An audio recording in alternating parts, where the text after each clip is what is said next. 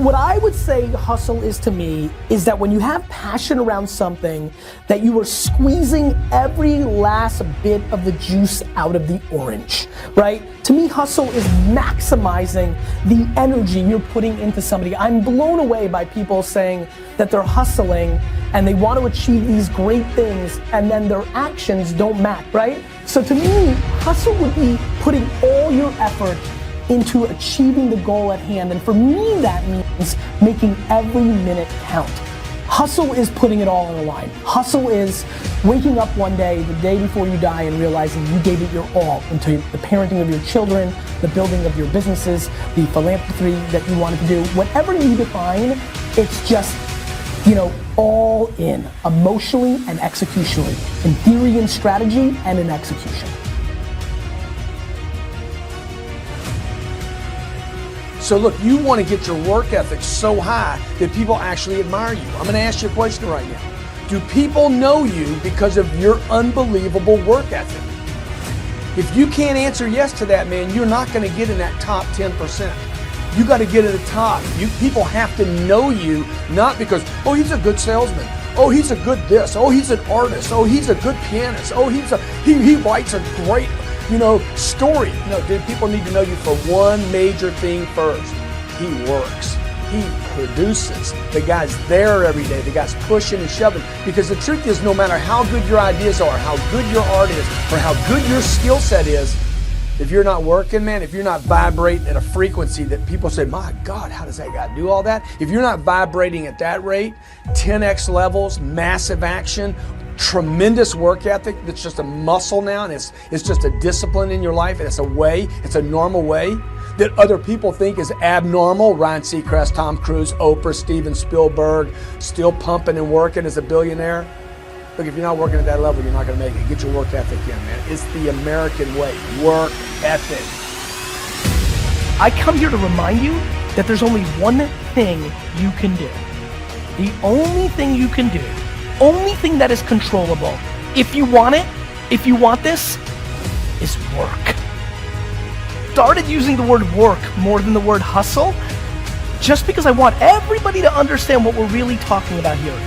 Nobody you know has become successful outside of it being given to them from their family.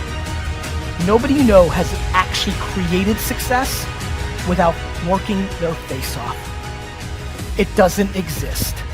So you can sit and talk about luck, and you can sit and talk about this, that, or the other thing, but I promise you, the only controllable thing you have is your work ethic. I implore you to start matching your work ethic and your actions to your mouth. If you're gonna be a billionaire, you need to realize that most people that create $1 billion worth of wealth don't do anything besides work every single day of their 20s and 30s. Most people never achieve their goals because most people suffer from possibility blindness. They look around trying to think about the things that they don't have. Robert Roots, young man who wrote a book about success principles of the 3 little pigs. He said, it's not what you don't have, it's what you think you need that keeps you from being successful or happy in life. It's not what you don't have. See, I was focused on what I didn't have. Don't have a college degree, don't have any credentials, never worked for a major corporation. I was focused on the negative things. It said, negative things are the things that you see when you're not focused on your goal. What do you come with? What is it? A friend of mine, Dexter Yeager, said, when the dream is big enough, the odds don't matter. I'm reminded of a great man when I was reading Time magazine talking about some of the great minds of the last century. They didn't mention his name, Dr. Howard Thurman, one of the mentors of Dr. Martin Luther King Jr., and also an advisor to Mahatma Gandhi and Albert Schweitzer. And he said, the ideal situation for a man or woman to die is to have family members standing around their bed praying with them as they cross over. But imagine, if you will, being on your deathbed and standing around your bed, the dreams given to you by life, the ideas that you never acted on, the talents, the gifts, the abilities that you never used. And there they are, standing around your bed, looking at you with large, angry eyes, saying, we came to you, and only you could have given us life. And now we must die with you forever. And the question is, if you die this very moment, what will die with you? What dreams?